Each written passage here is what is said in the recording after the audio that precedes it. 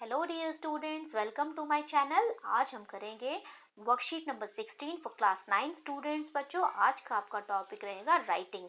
Writing में हम क्या सीखने वाले हैं? डिस्क्राइबिंग पीपल, जो कि हमने पुरानी वर्कशीट में भी अभी किया था। ठीक है, so by now you must be comfortable at describing people. अब आपको लोगों को डिस्क्राइब करना आपने सीख लिया होगा। So you must have also felt that it is a fun activity. ये एक बहुत ही मजेदार एक्टिविटी है। So let us look at some of the words. कुछ हम ऐसे वर्ड्स देखते हैं जिनको डिस्क्राइब करने में यूज कर सकते हैं। ठीक है, लोगों को डिस्क्राइब करने में हम यूज करेंगे। एज अ रिविजन हम ये वर्ड सीख लेते हैं। ओके, पहला वर्ड है आपका फिजिकल अपीयरेंस पर्सनैलिटी। इसके तीन क्राइटेरियाज हैं। फिजिक, आप किस तरह से डिस्क्राइब करते हैं लोगों को। पहला, उसका फिजिकल अपीयरेंस बताते हैं कि वो कैसा दिखता है। ठीक है, जिसको आप डिस्क्राइब कर रहे हैं। दूसरा, उसकी पर्सनैलिटी कैसी है। और तीसरा, फीलिंग्स एंड इमोशंस। तो सबसे पहले हम बात करते हैं फिजिकल अपीयरेंस की। फिजिकल अपीयरेंस में हम बता सकते हैं colour of hair, hair, skin tone, colour of eyes, है ना। ये सारी चीजें आती है फिजिकल अपीयरेंस में। Height, build, structure of the face और टाइप ऑफ क्लॉथ्स, वो कैसे कपड़े पहनता है। ओके, पर्सनैलिटी में हम बताएंगे टेम्परामेंट, जैसे कि उसका व्यवहार कैसा है, काम है, शांत है, एंग्री है, किस तरह से। ओके, एटीट्यूड, कैसा उनका एटीट्यूड, रवैया रहता है, positive, friendly, cheerful, brave, ambitious, passionate, scientific या ट्रेडिशनल। ओके, और पर्सनैलिटी में और चीजें आती हैं, जैसे कि नेचर कैसा है, फ्रेंडली है कि वो बहुत ही अच्छा घुल मिल जाता है लोगों के साथ, या माइजरली है, कंजूस है, या टॉकेटिव है, बहुत ज्यादा बातें करने वाला, या फिर ब्रेव है। ओके, और इंटरेस्ट में उसके आते हैं कि कैसे क्या क्या उसकी इंटरेस्ट है, जैसे वो बिब्लोफाइल है। बिब्लोफाइल क्या होता है? Book lover.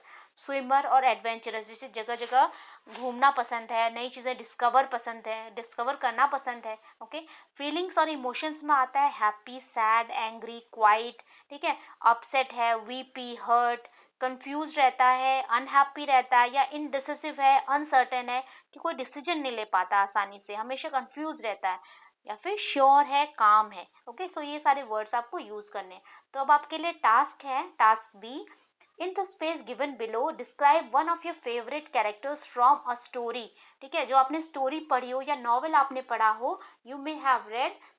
ठीक है बच्चों, रीड की खास बात क्या है? रीड और रेड सेम स्पेलिंग होती है, लेकिन प्रोनाउंसिएशन डिफरेंट होती है। रीड का मतलब पढ़ना, और रीड का पास्ट टेंस भी क्या होगा? रीड का बोलते हैं रेड।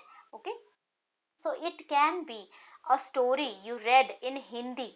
ठीक है, वो हिंदी में भी स्टोरी हो सकती है जो आपने पढ़ी हो, लेकिन उसको डिस्क्राइब आपको करना है कैरेक्टर को इंग्लिश में। However you have to describe the character in English. तो आपको इंग्लिश में वो कैरेक्टर डिस्क्राइब करना है, और आपको ड्रॉ भी करना है। अगर आप चाहो तो आप ड्रॉ भी कर सकते हो उस कैरेक्टर को। ओके, तो आप उसके साथ साथ, लिखने के साथ साथ आपको ड्रॉ करना है, ये नहीं कि आप सिर्फ ड्रॉ करके छोड़ दो, आपको लिखना भी सीखना है। ओके, सो हम शुरू करते हैं स्टोरी। एक स्टोरी है जो मैंने पढ़ी थी पिछले पिछले साल, लैप्स ऑफ मेमोरी। मैं उसका कैरेक्टर स्केच आपको बता रही हूँ। ठीक है, तो आप इस तरह से आपने जो स्टोरी पढ़ी हो आप उसको डिस्क्राइब कर सकते हैं। Right, so last year I read an interesting story, lapse of memory. Bipin Chowdhury was the main character of the story. ठीक है, तो वो स्टोरी जो थी उसमें बिपिन चौधरी जो था मेन कैरेक्टर था। he was an old man who had no children. वो एक क्या था? बूढ़ा आदमी था जिसकी कोई कोई चाइल्ड नहीं था। He had hardly few hair on his head. उनके सर पे बाल बहुत ही फ्यू थे, बिल्कुल जरा नाम के बराबर थे। He looked like an ordinary person. He had medium height, उसकी मीडियम हाइट थी, ना वो ज़्यादा शॉर्ट था ना टॉल था। ही lived a lonely life after his wives demise. तो वो अपनी वाइफ की डेथ के बाद उन्होंने बहुत ही लोनली लाइफ वो रहते थे। He was a good employ in a reputed form at a responsible position. तो वो एक अच्छा एम्प्लॉय था, अच्छे फॉर्म में काम करता था और एक रिस्पॉन्सिबल पोस्ट पर था। He was passionate for his work, अपने काम के प्रति वो बहुत ही पैशनेट था। His nature was very reserve, उसका नेचर कैसा था? फ्रेंडली नहीं था, रिजर्व था। He didn't like to talk much about himself, तो क्या था? वो टॉकेटिव नहीं था। ठीक है, वो बहुत ही कम बोलने वाला पर्सन था। हाउएवर ही वॉज काम and composed person. He was friendly with Chunni Lal only, तो वो रिजर्व था, तो वो सिर्फ वेरी क्लोज फ्रेंड्स जो उसके थे उनके साथ ही वो फ्रेंडली था। He was a बिब्लोफाइल also. बिब्लोफाइल हमने पढ़ा ऊपर, बुक लवर होते हैं। ठीक है, तो वो बुक लवर था, who always preferred to read books in his free time. So he never wasted his time in idle chatting. वो बातें करने में बिलीव नहीं करता था। At the end of the story we came to know that he was an innocent man. तो वो एक, हम लास्ट में स्टोरी में समझते हैं कि वो एक इनोसेंट आदमी भी था। He easily got trapped in the prank played by his friend Chunni Lal. Chunni Lal के प्रैंक में वो आसानी से फंस गया। He eventually believed that he had indeed lost his memory।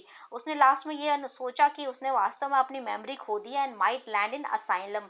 asylum कौन क्या होता है? पागल खाना, ठीक है। तो उसने सोचा कि मुझे तो अब पागल खाने ही जाना पड़ेगा अपना इलाज कराने के लिए। Although he tried to investigate facts but couldn't succeed। उसने बहुत कोशिश की वो पता लगाए कि ऐसा क्यों हो रहा है उसके साथ, लेकिन उसे कुछ समझ नहीं आया। Finally he was confuse about his memory. तो वो क्या हो गया? कंफ्यूज हो गया था अपनी मेमोरी को लेके। राइट, सो ये है बच्चों आपका कैरेक्टर स्केच स्टोरी का। तो आपने अगर जो स्टोरी अगर आपको कोई इंटरेस्टिंग लगी हो आप उसका भी लिख सकते हैं, वरना ये तो आपके पास है ही। राइट, आई होप आपको क्लियर हो गई होगी वर्कशीट। अगर आपको कोई डाउट्स हैं, do let me know in the comment section, and don't forget to like, share and subscribe. See you in the next video. Till then, take care of yourself. Bye bye.